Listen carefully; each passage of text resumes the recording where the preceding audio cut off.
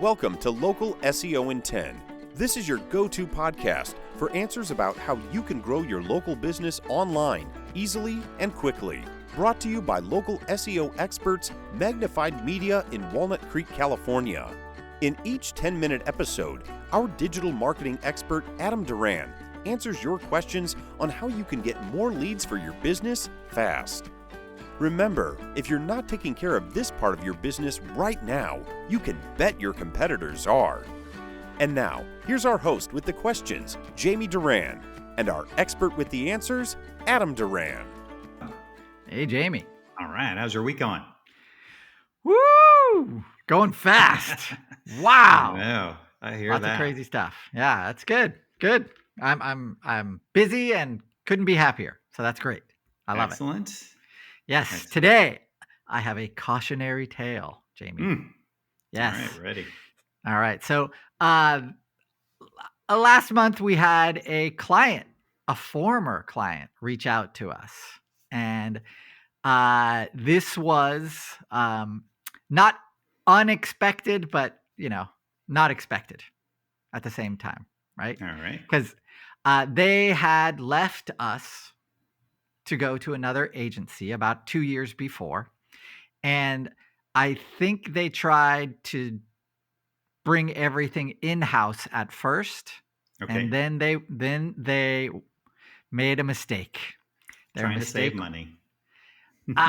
Or time or effort or whatever. But they found another agency and then they went with that agency. And now they're coming back because they've been with that agency for about a year and everything is gone in terms of their rankings and in terms of their phone calls.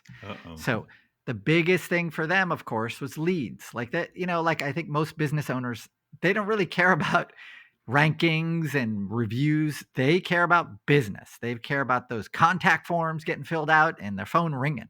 And these owners, they were no different. And so I got a call from the owner who, weirdly, I'd never really spoken to before when we were working with them.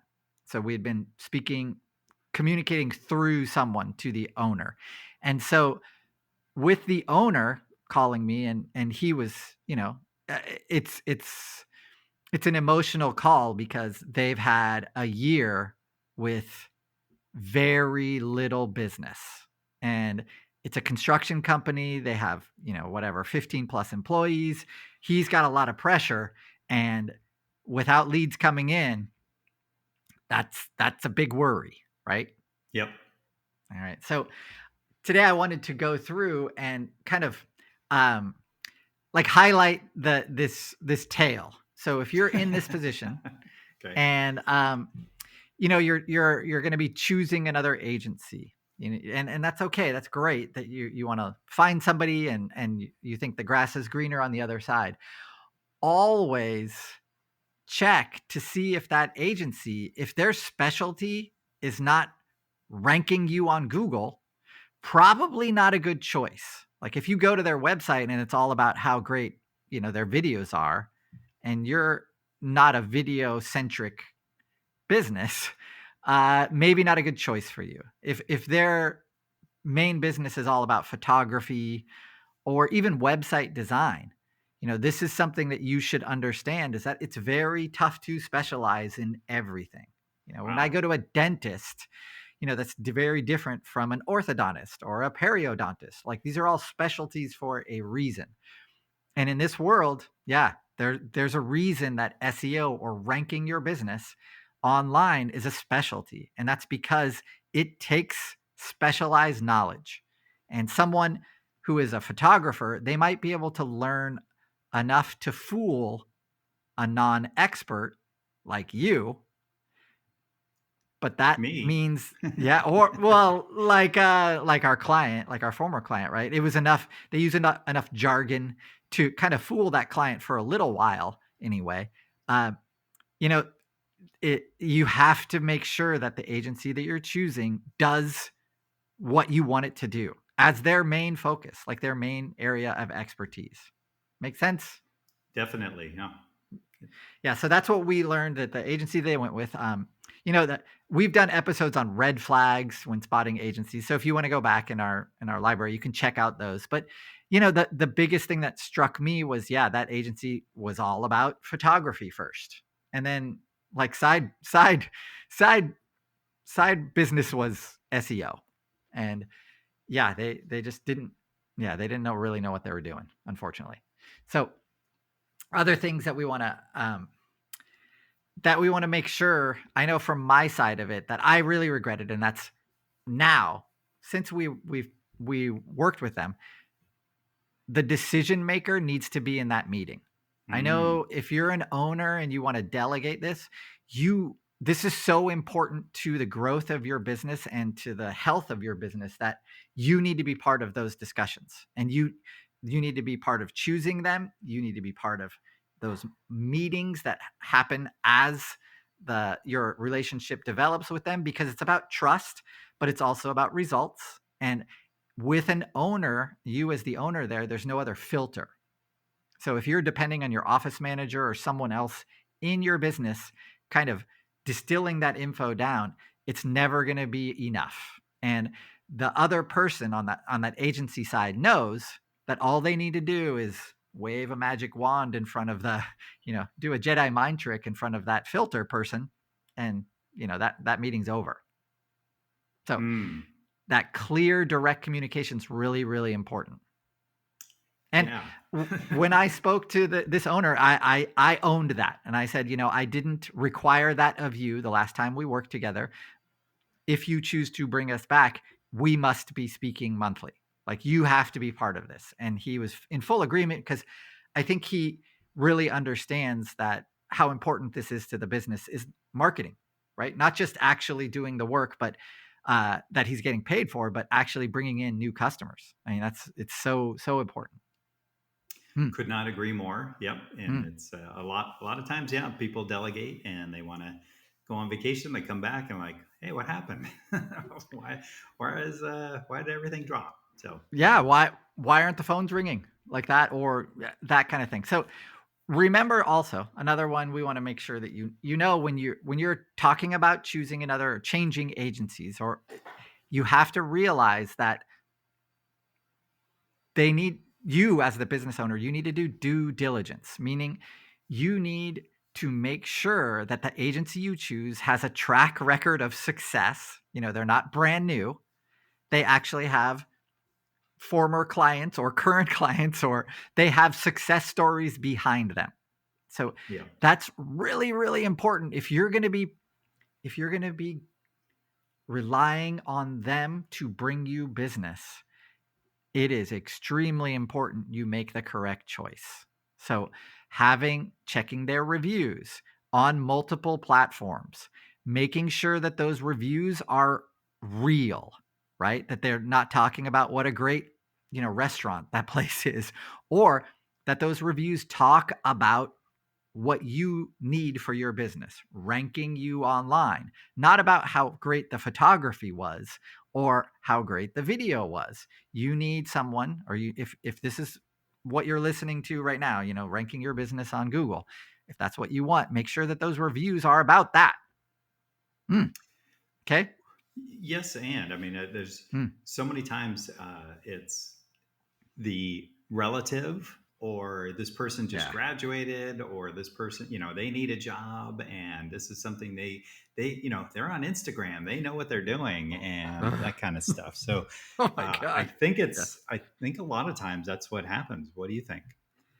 It could, but this is so important to the growth of, if you're running an organization with whatever 10 plus employees, that means 10 people plus, their livelihoods depend on you. So that means that this part of the business, the part that brings in calls and clients, you need to give it the importance that it needs. So relying on your nephew to do this, not a good strategy. Okay. All right. Yeah. And one of the other things that we noticed, we've seen this with other agencies when we're taking on clients, is that they don't protect the digital asset. What I mean by that is, when we ask for, hey, what's the login for this account? what's the login for this account? And we get blinky eyes because nobody at the organization has that information. They're like, well, our agency has that. And I'm like, well, you fired them 7 months ago. So what are we going to do here? So make sure that when you are doing, and they hire their nephew, and the nephew creates a TikTok channel for them. Now, who owns that channel? Yep. Well, you better be gosh darn sure that you are the owner of it, because what happens if that nephew gets hit by a car? Adam. Yeah. What if he just gets another job? How about that? Well, or he moves to another country. So now they're incommunicado. How's that? And now you have this digital asset that you built, you've spent money creating and developing, and you don't have access to it. And we have seen, I've seen that a number of times where we have a Google listing that someone created 14 years ago, and no one knows where that person is anymore. Sure. And I'm sure it's really easy to work with Google to get that information. It's not, and it's horrifyingly, it's just terrible. So make sure that your assets are all protected. And how you do that is you make sure that the owner of your business plus another person, so you have 2 co-owners of that information, of those logins. So that way you cannot be kicked off of these accounts, because God forbid you trust an agency and they get vindictive. They can do a lot of damage. And there's no record of these things happening, right? Then Google doesn't know who that tells you. They won't tell you who changed your phone number or who did whatever. So it's dangerous. So make sure that you're taking control of those appropriately. Okay. Yep. That sounds good. Yeah, you have to take into consideration all of these things. I know it's when we have a client come back to us and now we're going to start back over, it sucks for them totally, because they put their trust in someone and then they realized, oh man, these people don't know what they're doing, and we're locked into a month contract, and that sucks. So if you're listening to this, thank you for educating yourself about this, because it's depressing to hear and to sit through this Zoom where everyone is, the owners are almost in tears because they're seeing their business go down the toilet, and it's not fun, right? They're grasping now. Terrible.